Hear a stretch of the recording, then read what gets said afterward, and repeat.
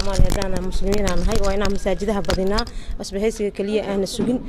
degmooyinkeena waxaan ku gowaabinaynaa insha Allah masaajidaha la dhisay hadda dhismooyinka ku socdo inay noogu daraan masaajid kale oo haweenada degmo kasta waa in laga sameeyaa masaajid haween ku tukado haweenka 100% waa muslimiin annaga waxaan rajaynaynaa annaga degmo ahaan hadda masaajidaha degmadayda hadda lagu dayactirooyaa in lagu daro masaajid haween ku tukado ku dayasho mudan waxaan rajaynayaa inaan intaas in ka badan in la wada dhiso degmooyinka dhan baaqas waa u wada jeedinaa in masaajid haweenka ku tukada la wada sameeyo meel kasto degmo kasto gudoomiye joogo waxaan leeyahay tan ma ahan in la sugo kaliya isbahaysiga in la yimaado degmadaada waa inaan ku gowaabisaan in lagu dhiso masaajid waxaan haddana ku soo dhaweynayaa gudoomiyaha ururka haweenka ee gobolka Banaadir oo dareenka maanta ee runtii qalbigeena waxay ahayd wadan 27 sano burburay marka fiiriso ma aha in ragga Soomaaliyeed muslimiin ama islaamiin annaguna aan gaalana maxaa diiday noo diiday masaajid sidan oo kale aan ku cibaadaysano dhibaatan ku jirnaa dhibaan ku shaqaynaynaa haddana salaadii Ilaahay meel aan isaga bixin meelino waxaan ka codsanaynaa meel walba gudoomiyaha gobolka inuu ka hirgeliyo masaajid haweenku ay ku dukadaan oo dacwada aan ku qaadano cilmiga ka barno quraanka iyo kitaabada aan ka raacano saacadaha aan joogno xildhibaanada noo yimid iyo maaragtay gabdhaha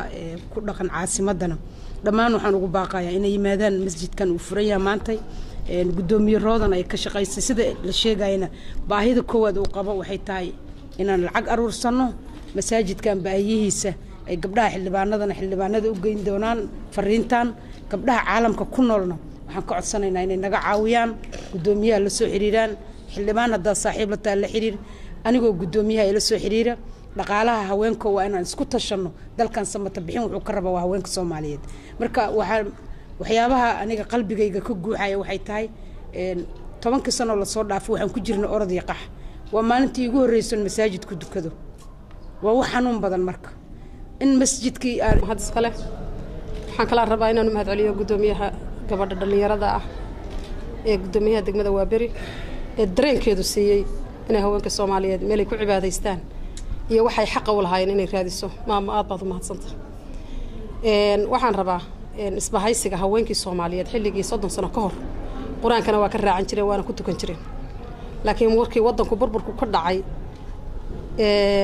dhibaatadii 30 sano waa kow masaajidka in maanta la soo galo hablaha Soomaaliyeed loogu yeedho inay ku tukadaan salaada jimcaha waxaan leenahay waan u baaqayaa hablaha Soomaaliyeed meel kasta oo joogan khaasatan gobolka Banaadir 17 degmo gabdhaha ku nool ee xaafidal quraanka inay yimaadaan oo hablaha quraanka u raacaan oo ay kutubta u akhriyaan oo ay quraanka baraan hablaha xaafida quraan oo jaamacada ka soo baxay baa jooga ma aha inaynu durbaan kaliya istano ma aha inaynu degmooyinka camiro ma aha inaynu meelaha xafladaha camiro waxa la rabaa inaynu camiro meelaha masaajidada iyo meelaha Ilaahay subhanahu wa ta'ala aan ku xasuusanayna xaqayna dad muslimiin aynu nahay markii saaka la ii soo sheegay hal saac baan kaliya ooyay oo aan ku farxay in masaajidkii la soo celiyo 30 sano dabadeed waxaan leenahay waxaan rabaa inaan la hadlo ragga Soomaaliyeed waa raggayagi waa caruurtayadi annaga dhalay waa ilmahayagi waa raggayagi kama ma aha in aanu ka baqno ama masaajidada aanu soo gali weyno waa in la fahansiyo laftigooda burburka nagu dhacay maskaxiyan baa iyaga laftigooda ku dhacay waxaan rabnaa muaadinka masaajidkan jooga iyo culimada joogta iyo ciidanka jooga inay si dareen loo naxariis leh ay hablaha Soomaaliyeed ugu soo dhaweeyaan masaajidka waxaan u baaqayaa hablaha Soomaaliyeed nooc kasta ay yihiinba inay jimcaha dambe soo camraan masaajidka oo dhammaan 17 degmo ay ka yimaadaan iyagoo baabuurtooda wata waxaan la hadlayaa hay'adaha amniga sida taliyana nabad sugidda booliska hay'adaha amniga inay noo sameeyaan hablaanu ku leenahay sakuuradka hablaha noogu jira oo aanu lahayn inta hablaha lagu daro meelahan u doonayna hablaha waa halkan oo kale meelahan u doonayna habluhu inay ka sameeyaan ay haweenka la shaqeeyaan oo baahaday baadhista iyo haday soo dhaweynta iyo haday amnigooda taayba waxaan rabnaa in halkan hay'adaha amnigu kusimaha taliyaha booliska iyo kusimaha hay'adda nabad sugidda inay gabdhaha noo maalinta jimcaha iyo masaajidkaba ay noo qaabilsano saraakiil gabdha saraakiilaha jooga oo saraakiila in loo soo diro bari laga bilaabo inay ka fadhiistaan madaxda Soomaaliyeed khaasatan hay'adaha amniga iyo mas'uuliyiinta gobolka Banaadir gudoomiyaha gobolka sidii masaajidkan ay habluhu u soo camri lahaayeen jimcaha dambe hablaha Soomaaliyeed ay daawanaya TV-yada iyo maqal iyo muuqaal dhageysanaya waxaan leeyahay suuqyada waa ka soo shaqeynay ilmaha waa soo shaqeynay 30 sano waa soo xamaalayna dhabarka garab rabtayno ahay إنت وأنا عبادي سنين وهلك وحنا كسر قلنا إلهي سبحانه وتعالى ضد سلام بيننا وقت جاء أتكاء وضل غاطي وقت جاء أتكاء حملي وقت جاء أتكاء قابلي ما أنت وحال الربا قبلها صومالية ذو إلهي سبحانه وتعالى وإن نسوي سنه وإن مساجد كصوع عمره وإن ميلها قرآن كبرنه وكتب قبلها علماء باتشوق قبلها علماء ضاي هلكن كتبت قبلها وقول راعان وصعدها فرصة ليدينا الله بس عنا الله كيلته اعتمادا المساجد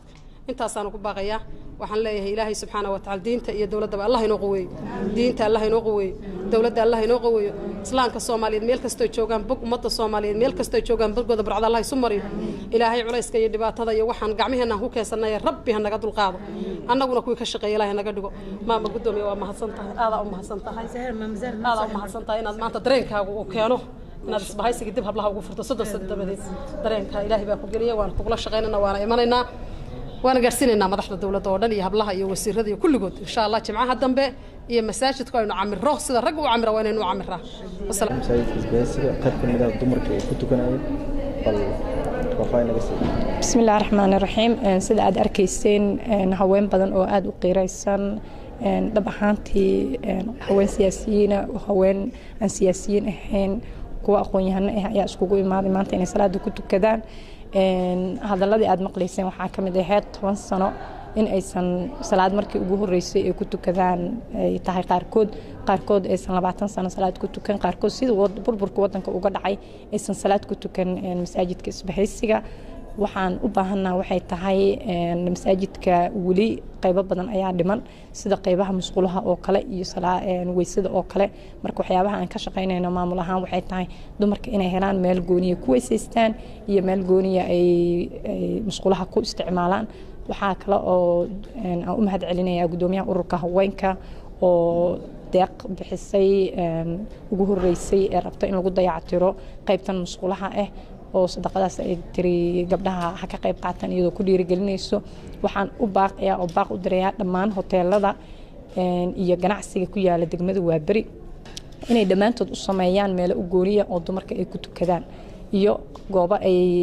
muxuu ahaay ku cibaadeysan karaan cibaadada aad iyo aad bay muhiim u tahay sida nolosheena kale ay muhiim u tahay oo kale waxaad arkaysaa qofka ganacsatada ee markuu meel sameeynaya ama hotel furaayo wuxuu sameeyaa meel ragga u gooni ah ay ku tukan karaan iyo musqulahoodii laakiin se looma sameeyo dumarka meeshii ay ku cibaadeysan lahaayeen waxaan rajaynaynaa xildhibaanadeena wasiiradeena gudoomiyaasha degmooyinka ee gabdhaha ururka haweenka dhammaan anagoo iskaashanayno inaan abaal marino maqaayadaha qaar ama hoteelada hadda leh meelaha haweenka ay ku tukadaan kuwa aan lahaynna waxaan ka codsanaynaa inay sameeyaan marka ay sameeyaanna aan abaalna uga hayn doono xusuusana doono waa wax waajib oo saaran maadaama gabadhii iyo wiilkiisa isla mid ah ay u tagayaan hoteeladii oo ay dadku ay ku wada jiraan dad wada shaqeysto oo isku meel ka shaqeeyo haddana salaada markii la gaaro waxa arkaysaa tiimkii aad isla socoteen oo aad isla shaqeynayseen iyagii waxay haystaan meel ay ku tukadaan dumarkii waxay noqonaysaa salaada maqribka oo kale inay ka tagto sida loo raadinayo xafiis ama hotel iyo ama qol ay ku tukato oo kale marka waxaan rajaynaynaa caqabadahaas inaan ka baxno maanta waxay ahayd waxaa isku imaaday haween kooban oo rabaan in ay indha-indhayn iyo qiimeyn ku sameeyaan waxyaabaha laga bedeli doono laakiinse isbuuca soo socda insha allah jimcaha soo socoto ayaa dhammaan haweenka oo dhan ay imaan doonaan inay ku tukadaan masaajidka sidoo kale in masaajidka laga bilaabo tartan quraaneed oo dhinaca gabdhaha ah iyo in laga bilaabo casharadii gabdhaha ay baranayeen dib looga furo dib u habeyntan hadda lagu sameeyay qayb kamid ah masaajidka Isbahaysiga Islaamka oo gabdhaha iyo haweenka ay ku tukanayaan ma hay'adaha ayaa gacan idinkaga siiyay dayactirkan iyo mise maamulka isku xilqaan dayactirkan waa dayactirkii maamulkayga uu ka horeeyay waxaa dayactiray sida aan maqlay hay'adda Turkida ayaa dayactirtay iyo wasaaradda awqaafta iyo diinta oo iska kaashanayo laakiin se gabdhaha degmada Waaberi ururka haweenka waxay ka qayb qaateen nadaafadiisa maanta iyo u diyaarintiisa in ay dumarka ku tukan karaan qaybtan dumarka sidoo kalena gabdhaha ururka haweenka ee degmada Waaberi waxay balan qaadeen in masaajidka nadaafadiisa ay qayb weyn ka qaadan doonaan